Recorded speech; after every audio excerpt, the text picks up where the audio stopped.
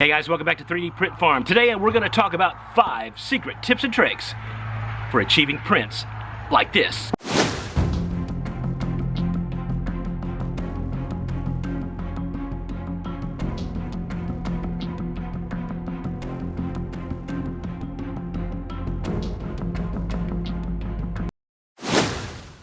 And you don't even need a decoder ring to unlock these secrets. Let's do this.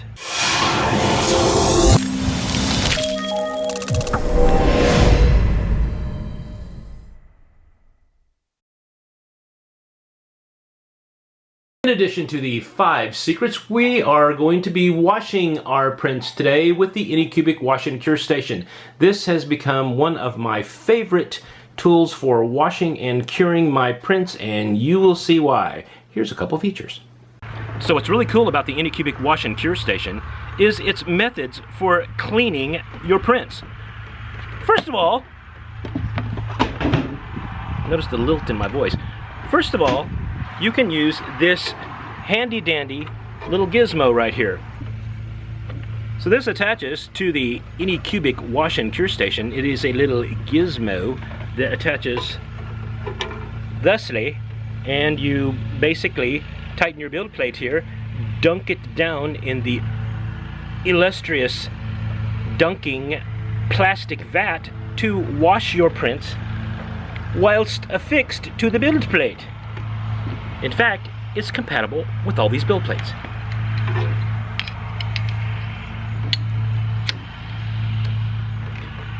Anycubic Photon. Phrozen Sonic Mini. Kinda. Well, not really. Nah. Elegoo Mars. Now, longer 30. Kinda, but no. Elegoo Saturn. Are you kidding me? Not very many build plates will attach very easily to this particular modus operandi to clean your prints. But you know, to be honest with you, I really don't use this that often. I like to remove my prints with a scraper, and then I choose to use this, which is the handy dandy basket that fits down into the plastic vat, and it locks in like that. That way you can put all your prints in one basket, crank it up, and wash away. Hey, and guess what? It also works as a deep fryer basket for French fries.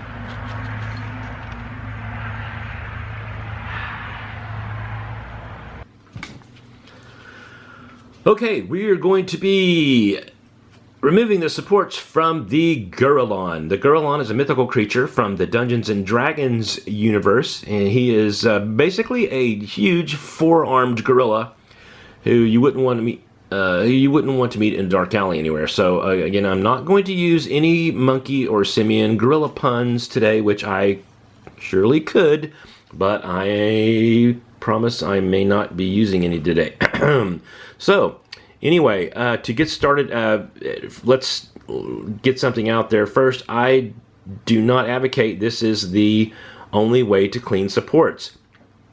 I do this a particular way, and I know a lot of you like to clean your supports first to remove before you remove them, like in warm solution or hot water. Again, there's 100 different ways to remove supports. This is just the way I do them. So I like to remove supports right after it comes off the build plate. So here is on the Gurillon's hairy gorilla arm here. So as you can see, I really like this Siraya simple smoky gray, and the reason being is I printed this on my Phrozen Sonic Mini at 3.5 seconds normal layer, and you can see these thin supports on the gorilla's hand here, or the Gurillon's hand. They're really small, but I mean they're really solid.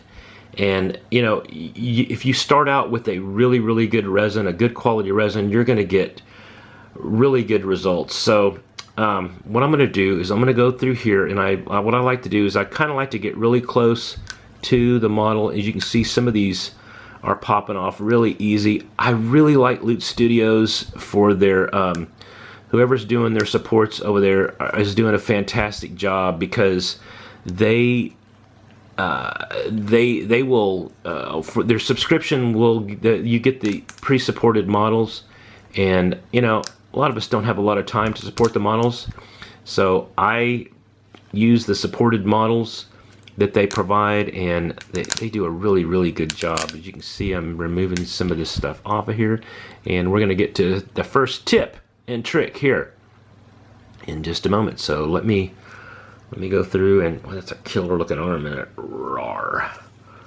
There's a killer looking gorilla hand there. Oh yeah. Okay, let's talk about tip number 1, Klingons. Not these Klingons, but I'm talking about the Klingons that happen on your model while you're cleaning them. Of course, this is an obvious example. See these little stubs that are left over from the supports. Now I've got a few here on his heel of the gorilla, the Gurillon, I should say, and you can run your finger over them, and you can actually feel them better sometimes than you can see them. So if some of these Klingons or stubs of support are on there a little bit too much, you can take your fingernail here and you can snip those off, and you can see that. Remove those quite nicely. I like to use these side nippers, and I'm sure if you've got an FDM printer or even in your resin printer you have a pair of these side nippers. These are invaluable to removing little nubs of supports, and you can see there's two sides to it. There's a flush side. These are typically called flush cutters, and you see how it sits on my top of my finger. So you'll want to use this back side and put it right up against the model to snip off the little nubs here. So I don't have anything on the bottom of this foot. Everything is clean. Again, you'll want to move your hands around it. Your hands are your fingers are your friends here, folks. So you're feeling around for any sharp edges. That one feels pretty good. Again, run your finger over it to make sure that everything is nice and flat and flush. That way, when you're putting them together. Now again, you could, if you wanted to, you could cure this, and then you could go back and sand it, but again, this is just the way that I do this. So hopefully this will help some of you guys out when you're cleaning and curing your models. That's pretty cool. Look at that. And look, see, this is another thing. Look in there. See, there's some supports in there that I missed. So I need to get those out of there. And those can get kind of tricky, because especially if this is a hollow model, I have to get in there and kind of, I use my nippers, but I don't use a lot of pressure on them. So I kind of just barely grip the supports and kind of use it as kind of a lever and kind of leverage them out of there. You can kind of twist them. You can also use some tweezers. Again, I don't really need to get them all out of there because, again, it's hollow. So I want to make sure that's all out of there. And that one's clear. Now, there's another Klingon. Check this out here. Right there. Pop that off with my finger. There's another one there. Again, just kind of run your hands over the back. See, there's a tiny nub right there that I need to.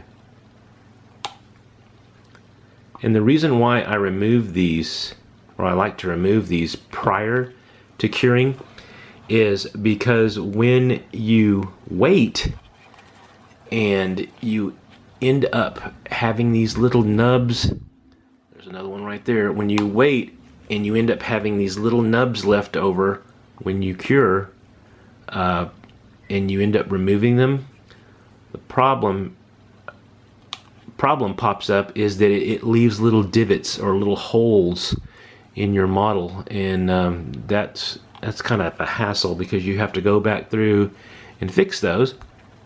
But there is a cool way to fix those, and I'm going to teach you how to do that in the next tip. So Tip number 1, remove all of the Klingons. What I like to do is take all the bits and pieces and put them in a paper towel, like so. And what I do is I'll take this out, set it in the sun, and properly cure them. And that way we won't have any issues with that. Okay, as I said before, I prefer the French fry basket, or the wash basket, as compared to the gizmo that holds the build plate that lowers it into here. If you have an Anycubic Photon, it works great, but I've had issues with other build plates fitting on this gizmo that works this. But again, this basket is large enough, and as you can see, I'm going to place all of the pieces into the vat, and you'll want to make sure when your pieces are hollow like this, you'll want to make sure that the cleaning solution gets into all of your parts, and because if not, they will float, and yeah, no good. So let's put them in the basket.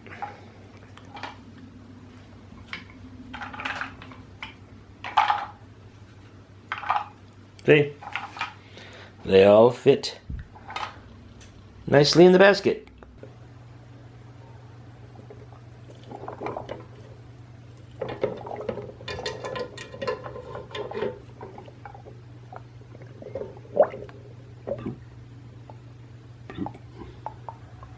Oh, there he goes. Come on, Mr. Grill Arm. No bubbles left in there. The lid has to be in place before starting up the Anycubic Wash and Cure station. Again, what you'll do is you'll turn the machine on. Make sure you change this to wash versus cure. You have a start button, stop button, and then you have a timer. 2, 4, and 6 minutes. Something like this, which is a large print, I'm going to change to 6 minutes. So the Gorilla is in the solution. I have set the timer for 6 minutes, and we're going to turn it on. And well, let's give this Gorilla a whirl. So rather than bore you with 6 minutes of churning, what the timer actually does is it will churn for 3 minutes, and it will stop, and then it will go into the reverse direction. So this stuff is awesome. This is the Siraya Simple Smoky Gray. There's a couple things you need to know about the Smoky Gray. Number 1, it prints fantastic. But there's a few tips and tricks that you need to know prior to using this. So, one of the great things about it is that it will wash in a 10% solution of alcohol and water. That's right. This entire bucket here is filled with water and only 10% IPA. My prints wash up fantastically. So with the shortage of IPA going on right now, this is a huge deal for me, is able to print these items without having to use a ton of alcohol. So after it comes out of the solution, you need to dry it quickly. Don't let it air dry, but dry it with a hair dryer. This prevents cracking. I talked to the folks at Siraya, and they did mention water, if left on the uncured part, will absorb and possibly crack the resin. So what you want to do is you want to wash your parts, dry it off quickly with a hair dryer. Honey, can I use your real expensive hair dryer to dry off one of my resin prints? Hell no. Okay, I'm just gonna be drying my hair.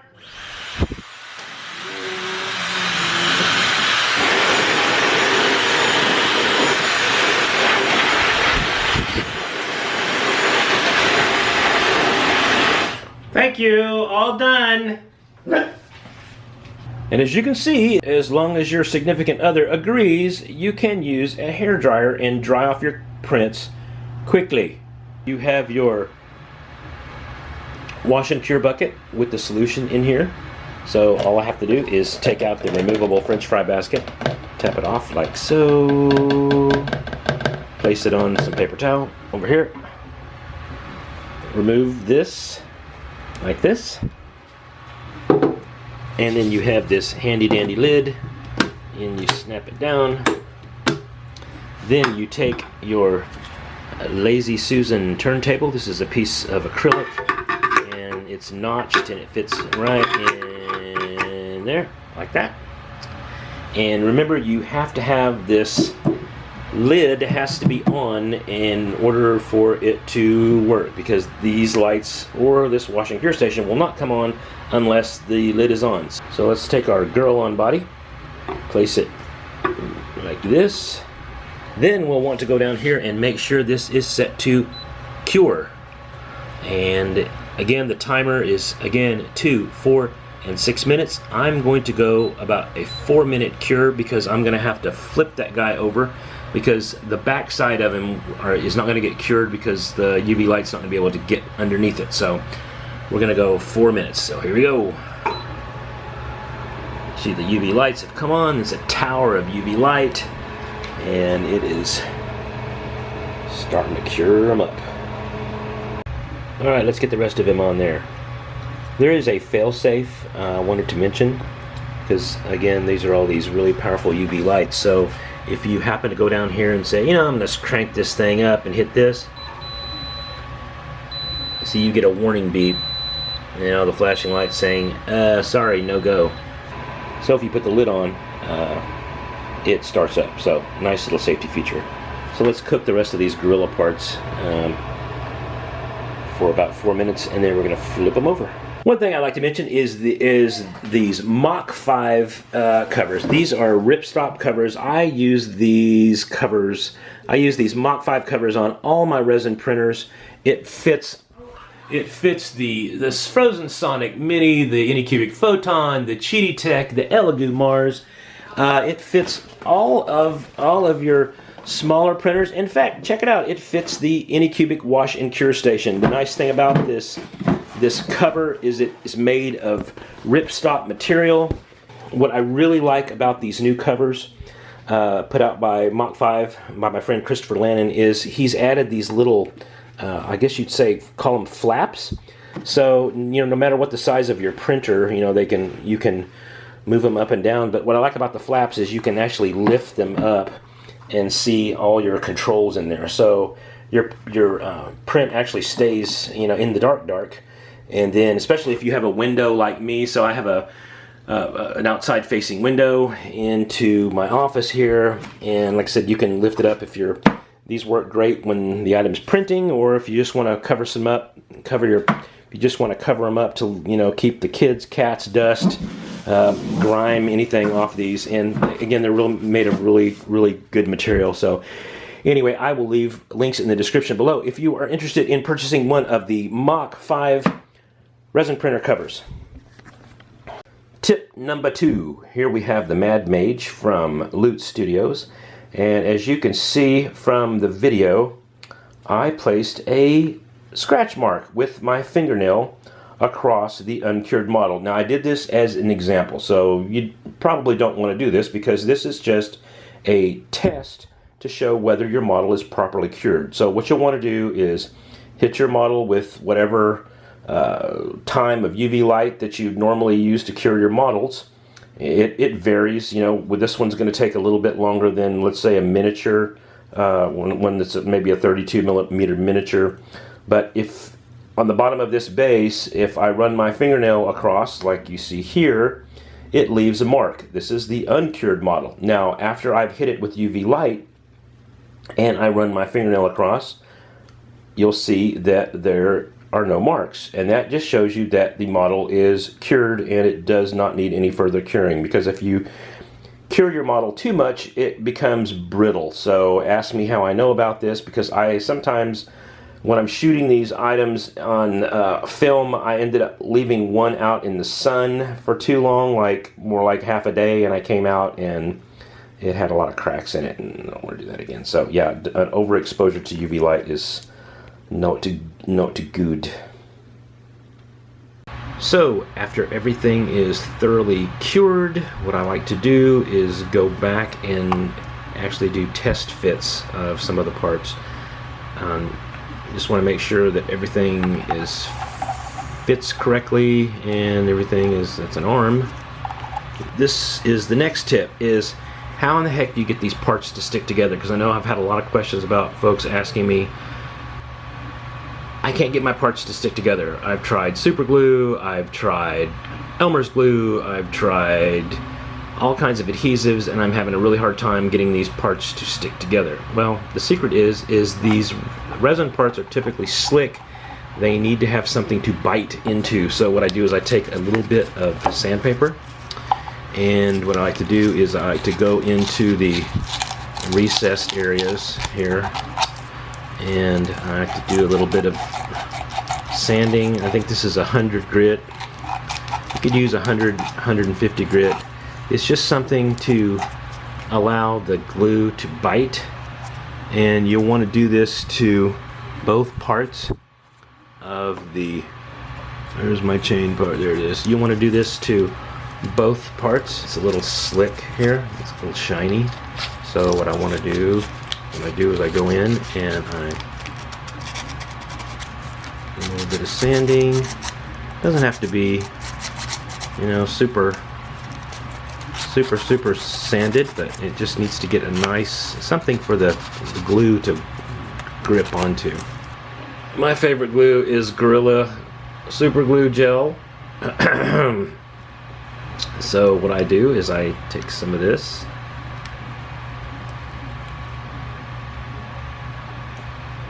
some of the super glue around the inside as well. Doesn't have to be real heavy, just a light coating. Make sure and apply some pressure. About 15 seconds or so. And there you go. Roar. It's stuck. I'm gonna name this gorilla. I'm gonna name this one-legged female gorilla Eileen. So I'm using the Minwax color changing wood filler. And it's kind of like, when you squish it up, it's kind of like a Play-Doh material. So it's pliable when it's wet. So what I like to do is, let's say on the bottom of his foot, I'm just going to place some of it over here like this. You want to make sure that all of the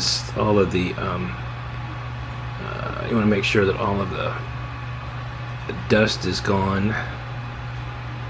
So as you can see, I've added just a little bit more to the surface. In fact, I've kind of overfilled it just a little bit.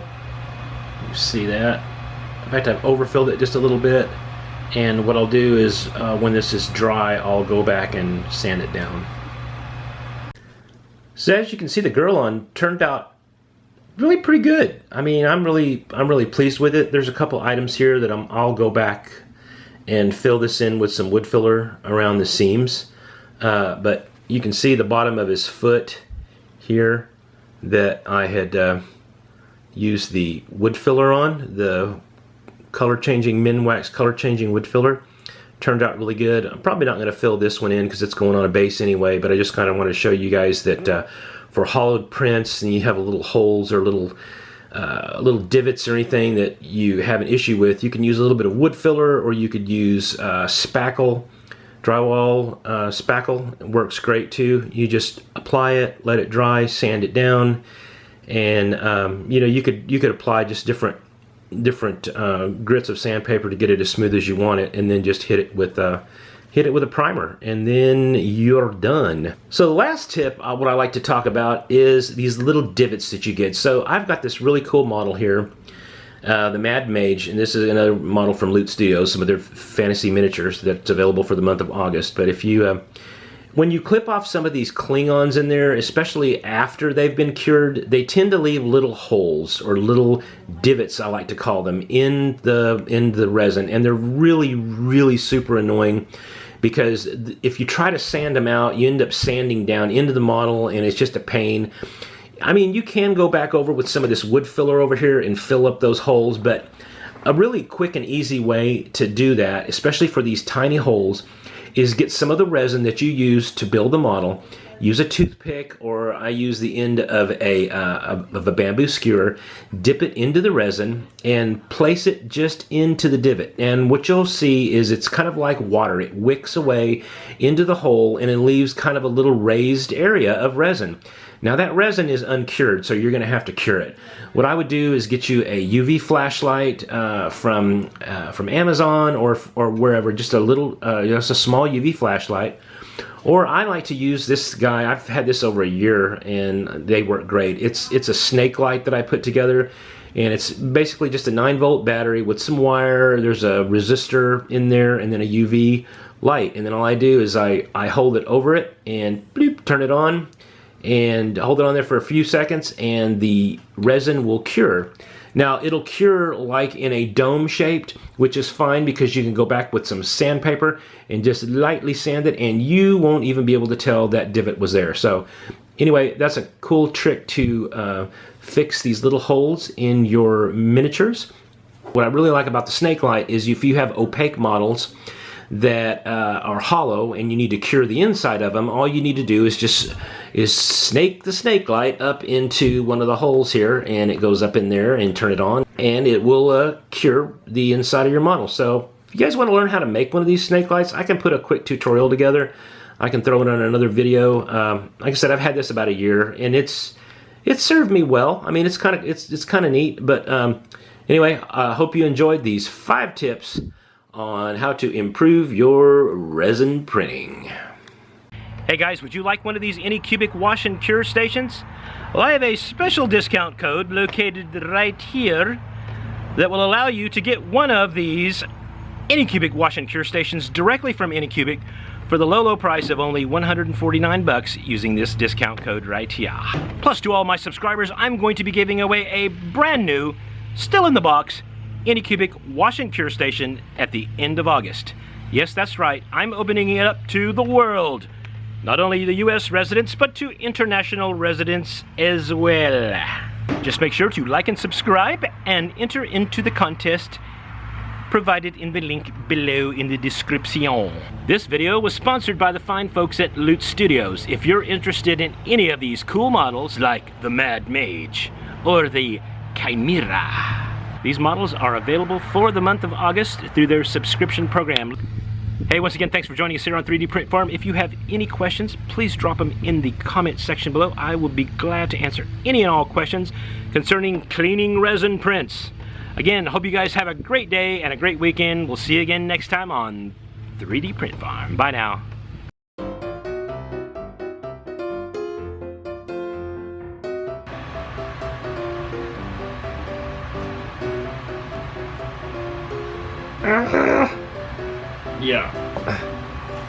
Yeah. Make sure your skin doesn't stick to the glue.